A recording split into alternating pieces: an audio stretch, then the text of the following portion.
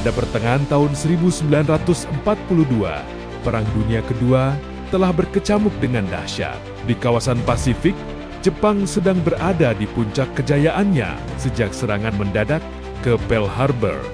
Pada 7 Desember tahun 1941, armada Jepang bergerak cepat menaklukkan berbagai wilayah di Asia dan Pasifik.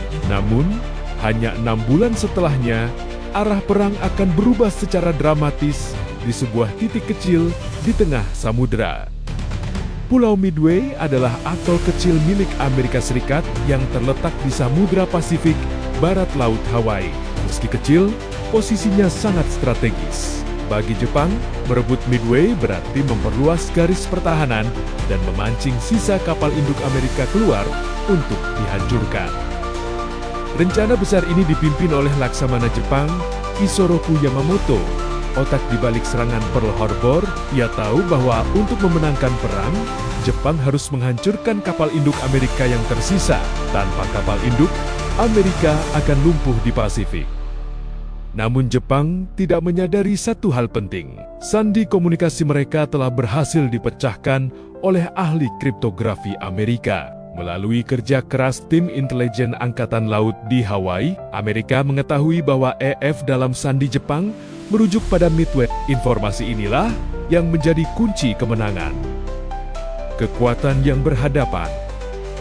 Awal Juni tahun 1942, armada Jepang mendekati Midway dengan kekuatan besar.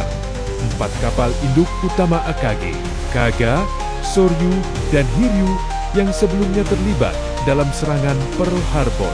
Ribuan pelaut dan penerbang terbaik Jepang berada di atasnya.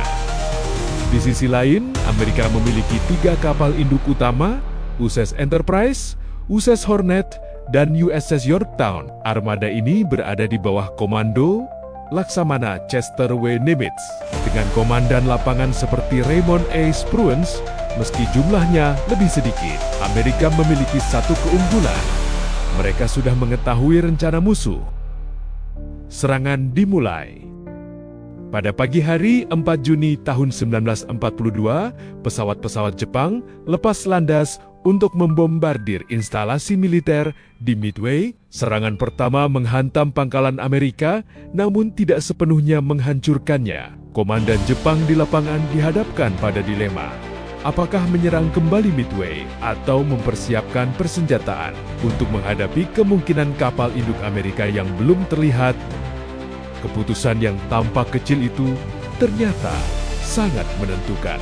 Sementara itu, pesawat-pesawat pengebom torpedo Amerika terbang rendah di atas laut menuju armada Jepang. Mereka menghadapi tembakan anti pesawat yang dahsyat dan perlindungan pesawat tempur Jepang. Banyak pesawat Amerika ditembak jatuh, skuadron-skuadron hancur hampir tanpa hasil. Pengorbanan mereka tampak sia-sia, namun justru karena serangan rendah itu, pesawat tempur Jepang teralihkan ke bawah dan ke permukaan laut. Titik balik yang menentukan. Sekitar pukul 10 pagi, pengebom tukik Amerika dari USS Enterprise dan USS Yorktown tiba di atas armada Jepang nyaris tanpa perlawanan udara. Dalam hitungan menit yang menentukan, bom-bom dijatuhkan. Kapal induk Akagi, Kaga, dan Soryu terbakar hebat. Hanggar mereka penuh bahan bakar dan amunisi yang sedang dipersiapkan untuk serangan berikutnya. Ledakan demi ledakan mengguncang kapal-kapal itu. Api tak terkendali. 3 kapal induk kebanggaan Jepang lumpuh dalam waktu singkat. Hanya Hiryu yang tersisa. Kapal induk ini melancarkan serangan balasan dan berhasil merusak USS Yorktown. Namun menjelang sore, pesawat Amerika menemukan dan menghantam Hiryu.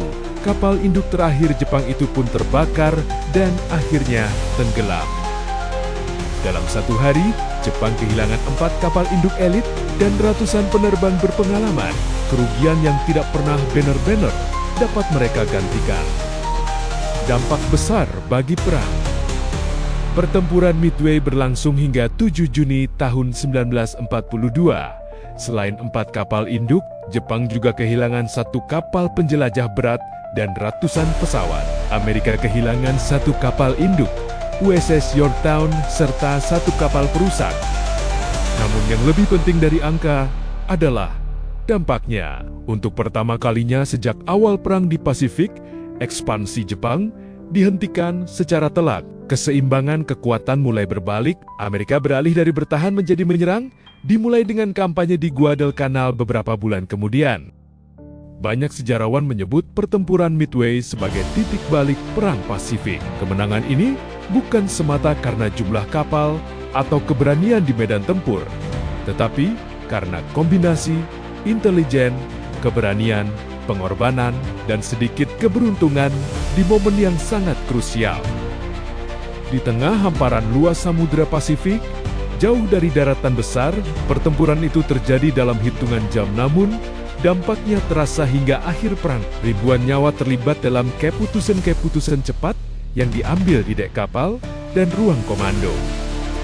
Pertempuran Midway membuktikan bahwa dalam perang modern, informasi bisa sama mematikannya dengan peluru dan bom. Dan di lautan yang tampak sunyi itu, sejarah dunia berubah dan Jepang pun dikalahkan.